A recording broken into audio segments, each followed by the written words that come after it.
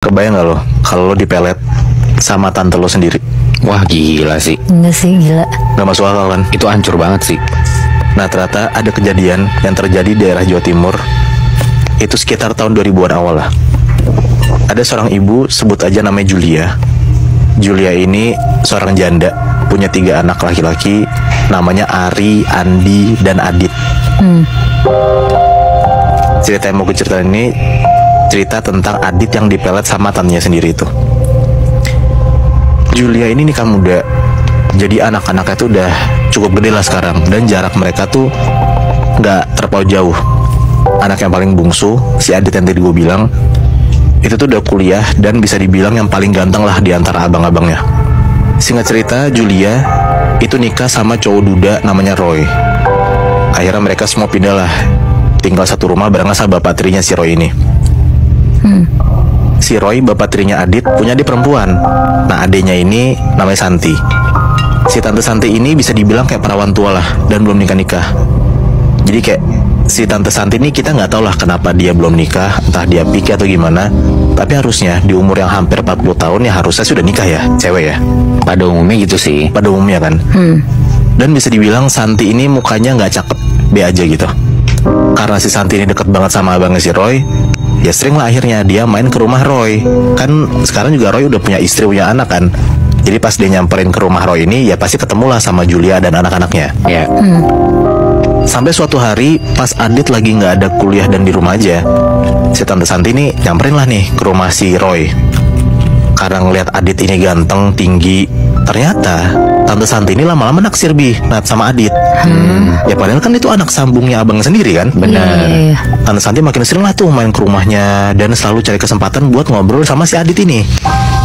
Di situ Adit tuh cuman being nice aja lah ke tante tirinya, karena kan ya dia mikir ya udah anggap tante sendiri ini kan. Ya, sopan-sopan respect aja lah. Tapi lama-lama Roy tuh ngerasa kayak ada yang aneh nih. Tapi lama-lama si Roy ngerasa ada yang aneh nih sama adiknya. Karena kok tiap selalu datang ke rumah nanyanya kok Adit mulu, si anak tirinya terus. Akhirnya Roy ngajak ngobrolan nih sama adik si Santi nih berdua doang.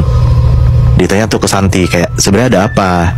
Barulah Santi ngobrol, ngaku nih ke abangnya ke Roy. Si Santi bilang ke Roy kalau ternyata Santi tuh naksir sama anak bungsunya yaitu Adit. Kaget lah Roy di situ.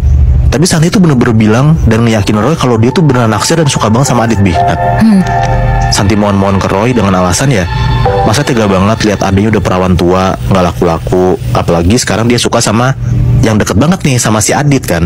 Minta dibantuin gitu maksudnya? Iya. Oh. Nah akhirnya iba lah si Roy kayak di satu sisi kasihan lah sama adiknya sendiri. Tapi si Roy bilang lah bener-bener objektif kalau ya nggak mungkin lo bisa ngambil hatinya Adit. Mana mau Adit sama lo kan udah tua juga dan lo tuh adik gua. Oke. Dan di situ akhirnya Santi bilang Nat, ternyata Santi tuh udah punya rencana sendiri buat narik hatinya si Adit, yaitu dengan cara ngasih pelet. Aduh. Santi cerita kalau dia tuh udah sempat ke dukun buat minta aji-ajian pelet itu. Yang gak disangka-sangka ternyata si Roy itu ngedukung rencana Santi dan nge-support apa yang dilakuin sama adiknya ini. Jadi secara sadar nih Roy maulah ngebantu rencana adiknya yang dalam tanda kutip ya rada bulus juga ya otaknya. Apa yang Santi minta dilakuin lah sama Roy. Santi tuh bilang lah ke Roy kalau dia itu minta fotonya Adit dan minta Roy buat ngasih minuman kayak semacam jamu yang harus dikasih ke Adit setiap hari. Gak cuman itu, Santi juga bilang kalau dia itu butuh bulu kemaluannya Adit buat jadi salah satu syarat media peletnya itu. Anjir, gimana tuh ngambilnya? Nah ini gue ceritain nanti. Jadi intinya kayak pelet yang dipakai sama Santi itu gak cuma satu Nat, ada 3 jenis pelet. Akhirnya diam-diam Roy tuh ngambil lah fotonya Adit di kamar Adit pas Adit lagi gak di rumah. Dikasih lah nih fotonya Adit ke adiknya Santi, dibaca langsung tuh mantranya. Ini singkatnya ya Nat, mantranya kayak gini nih. Bismillahi ngawiti niat ingsun badhe nguwun pamujine lanang siji sinta gadang-gadang dadi pangasih ingsun. Sarene kelingan ingsun mangane kemutan ingsun mugiken saaken ben tresno ian manut niat ingsun kanggo kang mas titik-titik disebutlah nama Adit ini, nama panjangnya.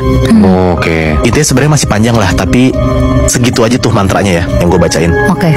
Santi itu tuh ngebaca mantra yang tadi gue bilang itu tuh sebanyak 7 kali sambil ngeliatin fotonya Adit aja dan gak kedip sama sekali Nat selama proses pembacaan itu. Selain itu mulai besokannya si Adit tuh dikasih minuman mulu lah, kayak semacam jamu sama Roy sama bokapnya. Si Roy sih bilang alasannya buat kesehatan Adit.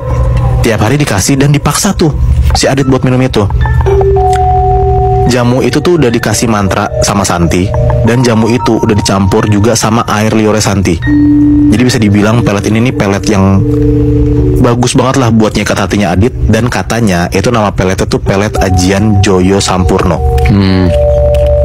Pelet Ajian Joyo Sampurno ini mantranya panjang banget deh, Nat. Tapi intinya si minuman ini, jamu ini udah dibacain mantra sama si Santi, dan Santi tuh selalu ngebaca 7 kali setiap mau ngasih jamu ke Adit. Yang pertama udah dikasih nih foto Adit sama Roy nih. Yang kedua dikasih juga minuman. Dan sekarang tinggal yang terakhir nih, Roy harus ngedapetin bulu kemaluannya Adit. Anjir. Tadi kan lo nanya kan, Bi, gimana caranya Roy ngedapetin bulu kemaluannya si Adit kan? Ya. Nah, si Roy ini bilang ke Adit kalau dulu itu dia selalu ngelakuin ini.